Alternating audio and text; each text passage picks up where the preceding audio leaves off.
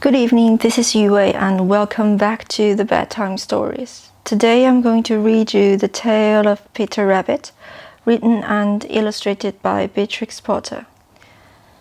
Once upon a time, there were 4 little rabbits, and their names were Flopsy, Mopsy, Cottontail, and Peter.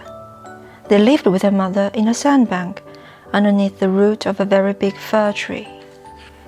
"Now, my dears," said old Mrs. Rabbit one morning, "you may go into the fields or down the lane, but don't go into Mr. McGregor's garden. Your father had an accident there. He was put in a pie by Mrs. McGregor. Now run along and don't get into mischief. I am going out." Then old Mrs. Rabbit took a basket and her umbrella and went through the wood to the baker's. She bought a loaf of brown bread and 5 currant buns. Flopsy, Mopsy, and Cottontail, who were good little bunnies, went down the lane to gather blackberries. But Peter, who was very naughty, ran straight away to Mr. McGregor's garden and squeezed under the gate. First he ate some lettuces and some French beans, and then he ate some radishes. And then, feeling rather sick, he went to look for some parsley. But round the end of a cucumber frame, whom should he meet but Mr. McGregor? Mr. McGregor was on his hands and knees, planting out young cabbages, but he jumped up and ran after Peter, waving a rake and calling out, "Stop, thief!" Peter was most dreadfully frightened.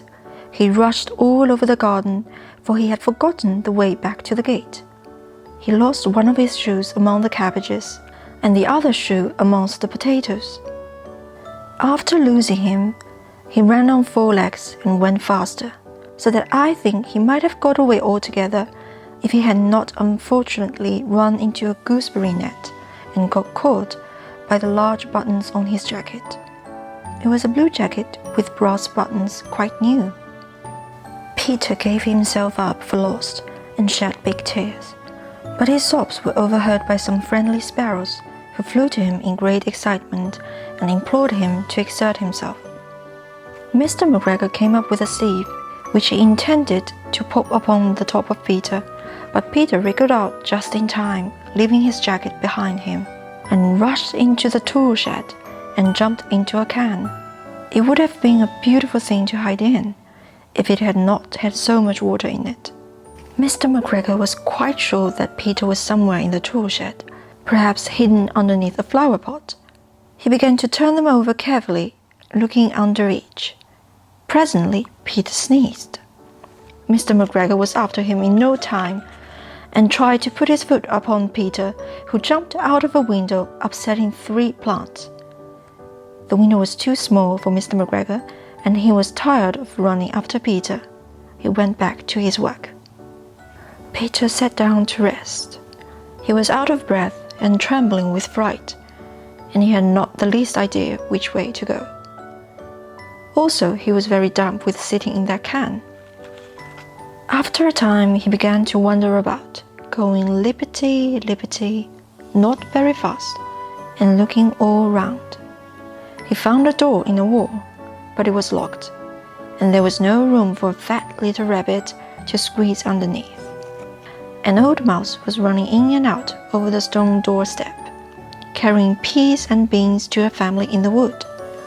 Peter asked her the way to the gate, but she had such a large pea in her mouth that she could not answer. She only shook her head at him. Peter began to cry. Then he tried to find his way straight across the garden, but he became more and more puzzled. Presently he came to a pond, where Mr. McGregor filled his water cans. A white cat was staring at some goldfish. She sat very, very still, but now and then the tip of her tail twitched as if it were alive. Peter thought it best to go away without speaking to her.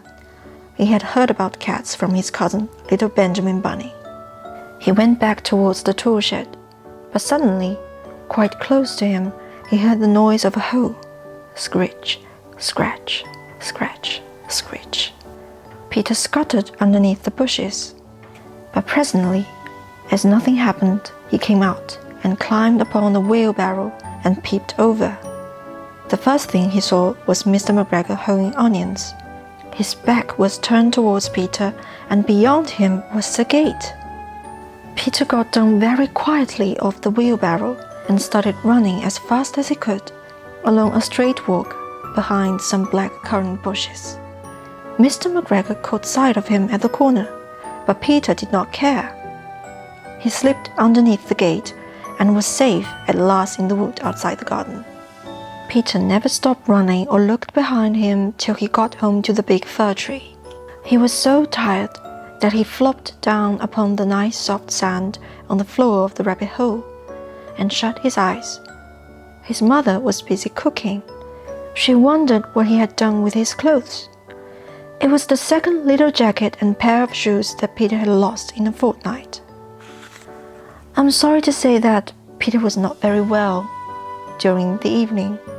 His mother put him to bed and made some chamomile tea, and she gave a dose of it to Peter, 1 tablespoonful to be taken at bedtime. But Flopsy, Mopsy, and Cottontail had bread and milk and blackberries for supper. And this is the end of the story. Good night and sweet dreams.